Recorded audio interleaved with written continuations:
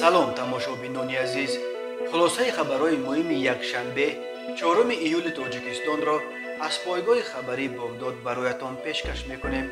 شروع میکنیم از یک نگاه کوتاه به سرخط خبری مهم روز در این برنامه. خوشدامن امام علی رحمان در کلینیک منصوروف بستری کردند. تهدید به کل تاجیک: تو سوریه آدم میفرستادی، تو جناب عالی را دشنام دادی. بیش از 300 عسکر و افسر افغان زیر فشار طالبان به تاجیکستان فرار کردند. اکای شریف جان برای یک عائله نیازمند خانه ساخت. همچون رمز آشتی عکس چهارشنبه با پرچم تاجیکستان. از تاجیکستان 10 ورزشگر به المپیادای توکیو می روند. کتاب شاعر 18 ساله تاجیک نیکفر به زبان فرانسوی چاپ شد. یک زن ویدیوی او را لطوکوب کردن شوهر سابقش را به میلیسیا داد. و اکنون تفصیلات خبرها. ازبکبی اسداللایو خوشدامن امام علی رحمان پرزیدنت تاجیکستان 5 روز پیش در پژوهشگاه گاستروانترولوژی معروف به کلینیک منصوروف در دوشنبه بستری کرده شده است. شب گذشته احوال او در بیمارستان بد شده است و به این دلیل صبح 4 ایول در جماعت نوروز در ناحیه بلخی بازار چاروا دایر نشده است. ازبکبی اسداللایو در همین جا در خانه پسر کلونیش حاجی رحمت الله سعداللایو زندگی میکند. یک ساکن ناحیه بلخی به پایگاه خبری بامداد گفت بازار در نزدیکی خانه حاجی رحمت الله جایگیر شده است. صبح ساعت 6 رفتیم که گفتند احوال خوشدامن پرزیدنت بد شده است. هرچی شدنش ممکن است، برای همین امروز بازار نمی شود. یک طبیب کلینیک منصوروف در صحبت با رادیوی آزادی نیز تصدیق کرده است که در حقیقت شب گذشته احوال ازبکبی اسداللایو بد شده بود. حالا یک کمی بهتر شده است ولی به هوش نیامده است، گفته است او. و گفته این منبع خوشدامن پرزیدنت را با علامت‌های کرونا ویروس در اینجا بستری کردند و او زیر دستگاه نفس‌دهی صنعی قرار دارد. ازبکبی اسداللایو 88 سال و 8 فرزند، 2 دختر و 6 پسر دارد. پسر کلانی او حاجی رحمت الله و همچنین شمس‌الله و حسین دوگانه که حسن اسدالله زاده در وادی وخش زمین‌های کشاورزی دارند ولی به سیاست کلان دخالت نمی‌کند. امیرالله خالف پسر دیگرش چندین سال شهردار قرغن‌تپه بود. امان‌الله سعداللایو یک منصبدار پرنفوذ در شرکت برق تاجیک بود. نام پسر خرده این خانواده محب الله سعداللایو بعد غصب رایدری بازار انعام در مرکز ناحیه شهر توس و به زندان افکندن صاحب قبلی آن بازار ورد زبانهای رسانه‌ها شده بود. یک دختر او همسر نخشف رهبر فیلال امانت بانک در ناحیه سینا بود. نخشف سال 2018 از عالم چشم پوشید، اما البته از همه فرزند مشهورترین ازبکبی اسداللایو عزیزما رحمانوف همسر پرزیدنت امام علی رحمان و حسن اسدالله زاده رئیس آریان بانک یکی از بزرگترین بانک‌های تاجیکستان است. چندین تجارت بزرگ در تاجیکستان از جمله شرکت سامان ایر یگانه شرکت هواپیمایی فعال در کشور را به حسن اسدالله زاده نسبت می‌دهند. کولیا تاجیک یکی از بلاگرهای تاجیک مقیم روسیه که به مهاجران تاجیک از جمله برای گرفتن دستمزدشان از کارفرمایان بی انصاف کمک می‌رساند، با نشر 10 دقیقه ثبت صحبت تلفنیش با یک نفر ناشناس خبر داد که او را تهمت کرده ایستادند.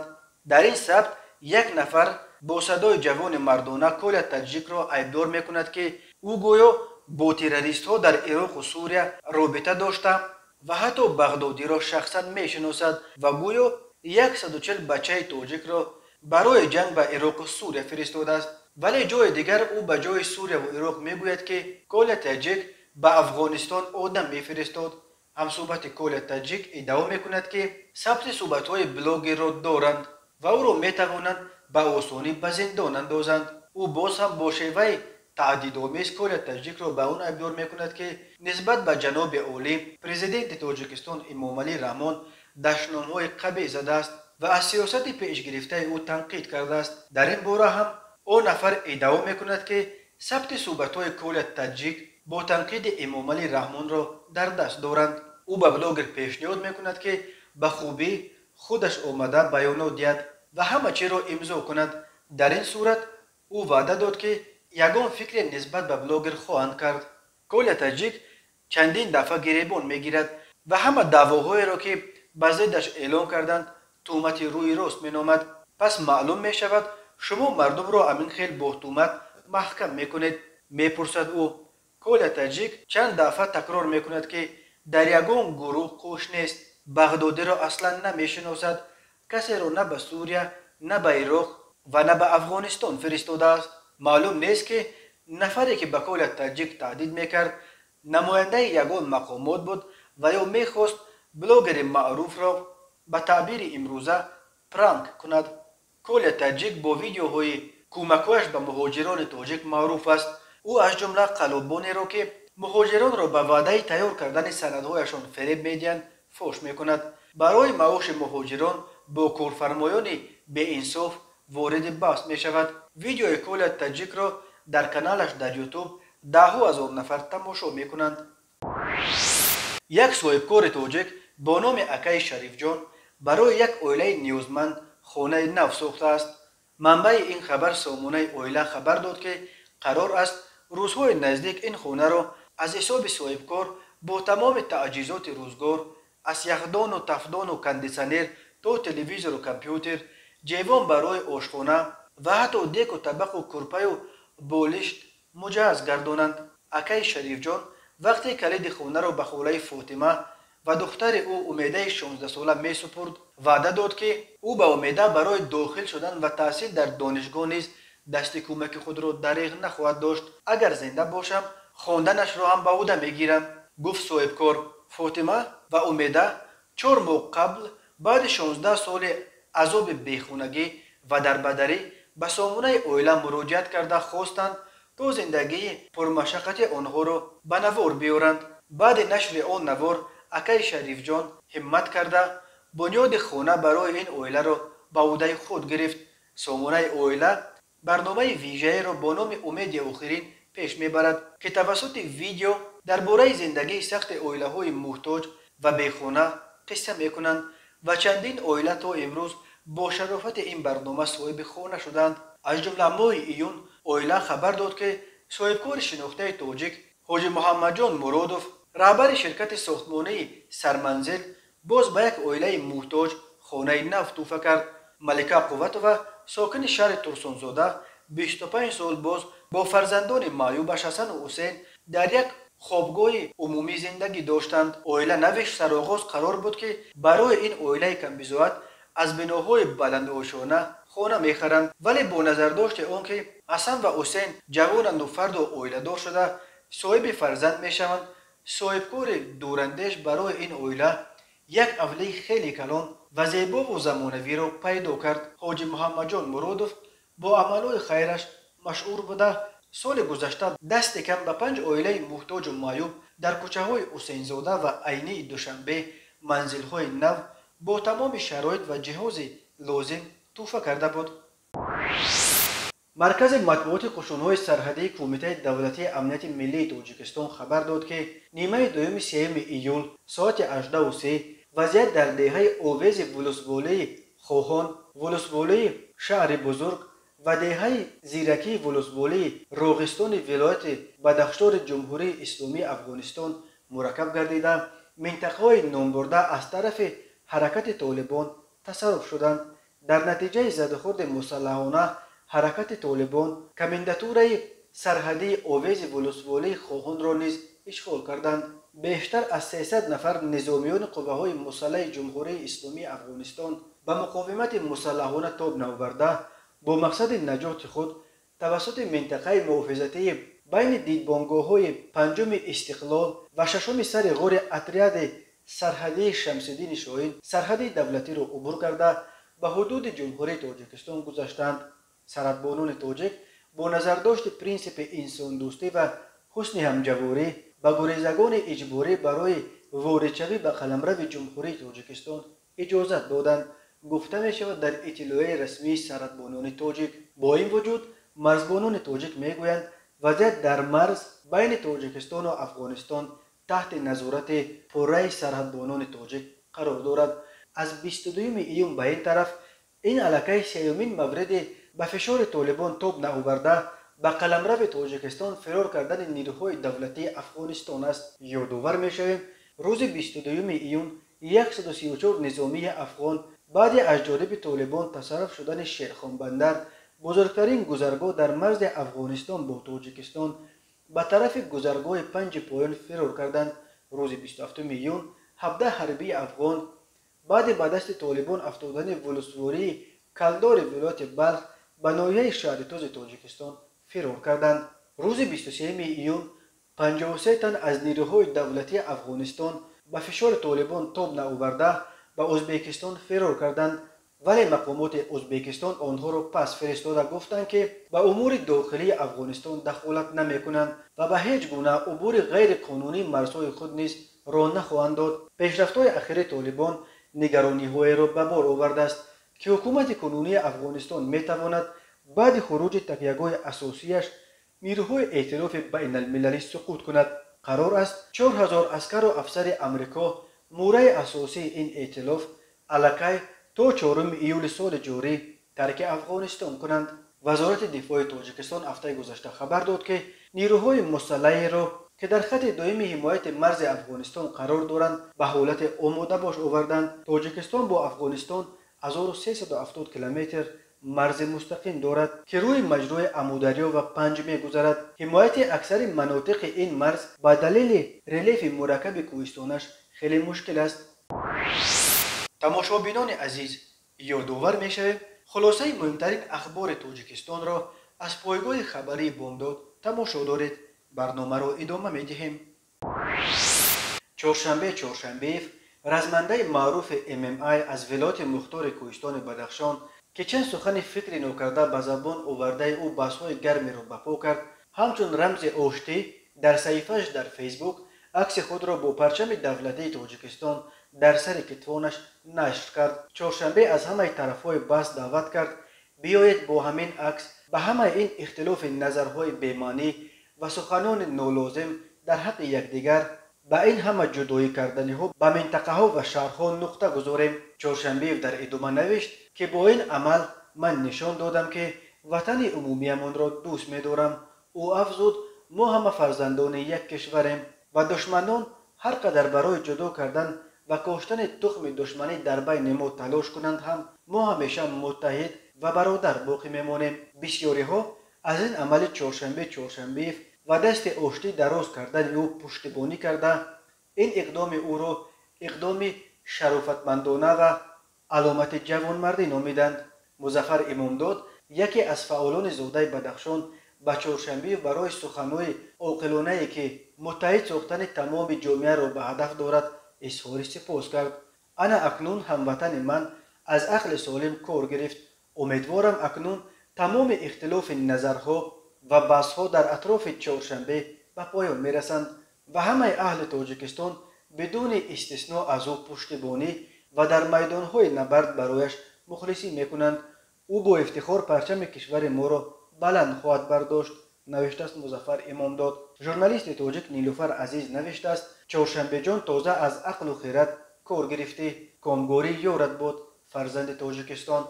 همینطور سفربک قربانبکوف به چهارشنبه برای این اقدام جوانمردانش احسان خوانده نوشته است آفرین برادر، زندگی بی خطاگی نمی شود. معلوم که خیلی پخته و آب و تاب یافته، بی‌شبهه طرفدارانت دوچند خواهد شد. به پیش برای فتح قله‌های نو در ورزش. اداره پایگاه خبری بامداد به خاطر آنه که به آتش بحث‌های به تعبیر خود چهارشنبه بی‌معنی و نالازم دیگر باره روغن نریزد، از یادآوری تفصیلات بحث خودداری میکند. به گذشته صلوات. در فرانسه نخستین کتاب اشعار شاعر 18 ساله زاده تاجیکستان نیکفر با نام پاره از کوه به زبان فرانسوی به چاپ رسید. در این باره در فیسبوک پدر نیکفر، شاعر و روزنامه‌نگار شناخته تاجیک مقیم اروپا ظفر صوفی خبر داد. ظفر صوفی نوشت از همزبانان ایرانی ما نفرانی بودند که به فرانسوی شعر گفتند ولی نیکفر اولین توجک از ورورود است که به فرانسوی یعنی به زبان بودلر، اپولینر، لوی ارگون شعر می نویسد و الکی در سن 18 نخستین دفتر شعرهایش به این زبان زیبا به چاپ رسیده است. برگردانی عنوان کتاب از فرانسوی به فارسی شاید پاره از کو، بریده از کو یا جدا افتاده از کو می شود. مطمئنم دوستان درک کردند که موضوع نوشته های نیکفر در این کتاب بیانگر چیست، یعنی از خاطرات، برداشت ها، پزمانی های نوجوان است که به اجبار از مکان دوست داشتهاش از دیار دامنه کوههای سر به فلک جدا افتاده. تنها تقصیری که او دارد فرزند شخصی است که نتوانست خرس را خضر بخواند و قاتل و دزد را مدح بکند، همراه توتی های چاپلوس باشد و حتی در برابر رسما دشمن اعلان شدن هم تلاش کرده حرف دروغ نگوید. نوشته است ظفر صوفی. ظفر صوفی مؤسس خبرگزاری هفته‌نامه و سامانه خبری آزادگان بعد قطع فعالیت رسانه‌هایش در تاجیکستان به اروپا پناه آورد. ظفر صوفی قطع فعالیت رسانه‌های تأسیس داده‌اش را به فشار مقامات امنیتی بستگی داده بود، ولی مقامات توسط ترول‌هایش از فرم جواب ادعا کردند که مشکلات مالیوی از جمله از چاپخانه انیس 58,000 سامانی قرضدار شدن اداره رسانه سبب از فعالیت ماندن آزادگان شده است. کمیته المپی تاجیکستان خبر داد که دو عضو دسته منتخب تاجیکستان عاید به شناوری اناستاسیا دیورینا و عالمجان ایشانوف نیز برای اشتراک در بازی‌های المپی توکیو 2020 راحت گرفتند. دیورینا و ایشانوف توسط سهمیه عمومی فدراسیون بین المللی شناوری امکان اشتراک در بازی‌های المپی در سبقت شناوری با طرز آزاد به مسافه 50 متر را پیدا کردند. طبق مقررات فدراسیون بین المللی شناوری و کمیته های ملی المپی که ورزشگران درجه های A و B میان مردان و زنان ندارند، اجازه داده می شود که در یکی از مسابقه های ورزشی بهترین ورزشگر مرد و زن را پیشنهاد نمایند. طبق ردبندی فدراسیون بین المللی شناوری از تاجیکستان میان بانوان اناستاسیا دیورینا با 492 خود و میان مردها عالمجان ایشانوف با 336 خود موقع بالاترین را داشتند.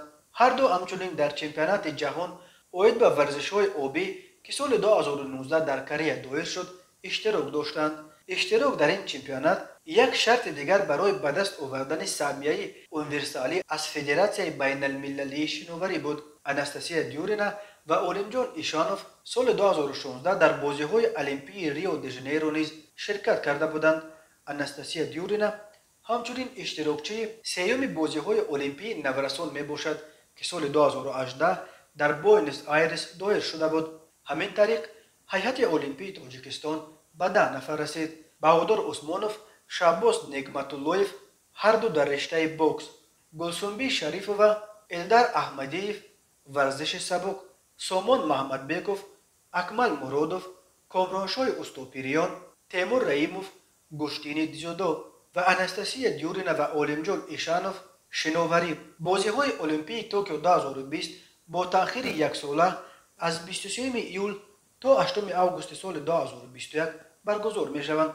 سال گذشته این المپیاد به دلیل پاندمی کرونا ویروس دایر نشد. سال 2016 در ریو دی ژانیرو تیم المپی تاجیکستان با شرافت پیروزی گوزنداز دلشاد نظروف یک نشان طلا به دست آورد، ولی دلشاد نظروف در پی یک ماجرای دوپینگ حق اشتراک در المپیاد توکیو را از دست داد. خود ورزشگر مطمئن است که قربانی بازی‌های پس پردگی شده است، ولی نتوانست در دادگاه ورزشی در شویتزاریا حق بودن خود را اثبات کند. دادگاه نوی سینا شهروند رضای فرهاد اکراموویچ ساکن 49 ساله کوچه دهه بالای پایتخت را بر اساس ماده 460 کودکس حقوق ویرانکنی مأموری تاجیکستان در میدان‌باشی گناهکار دانسته به 5 شبانه روز حبس مأموری محکوم کرد. مرکز مطبوعات ریاست وزارت کارهای داخلی دوشنبه گفت رضای فرهاد در اساس مراجعت ویدیویی همسر سابقش دستگیر و به جوابگری کشانده شد. ضمن سنجش نوارهای حادثه خشونت عائلوی که همزمان در شبکه‌های اجتماعی پنگ گردید معین کرده شد که شهروند رضای فرهاد اکراموویچ سال تولدش 1972 ساکن نویه سینو کوچه دهه بولو در منزل زیستش با سابق همسرش زن مراجعت کننده مناقشه نموده آخرین را مورد دشنام و حقارت‌های قبیح قرار داده است گفته می شود در گزارش. تماشابینان عزیز، این بود مرور و خلاصه چند خبر مهم روز 4 ایول تاجیکستان.